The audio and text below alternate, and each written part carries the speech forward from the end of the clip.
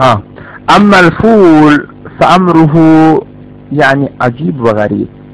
الفول يعني من الاطعمة النادرة التي لم تدخل سردابنا المقدس.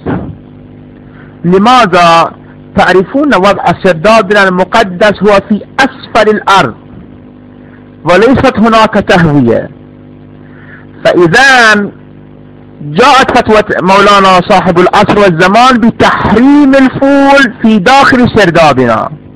لماذا؟ لأن الموالين موجودين في سردابنا المقدس لا يوجد تهوية، نحن من غير شيء نشعر بالغثيان من ريحة سردابنا المقدس. فكيف إذا أكلنا الفول المدمس؟ سوف تكون مصائب وعجائب.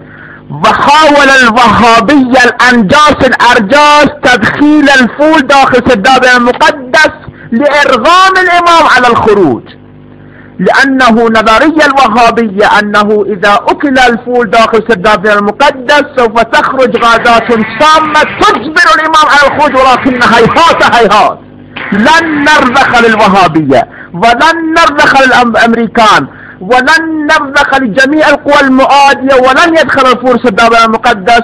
وبها أختم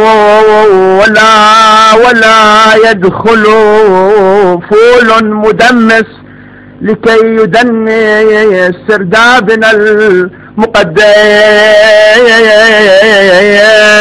صلوا على محمد وآل محمد. بعد ما بي مهجة أكمل ونراكم على خير وسلامة.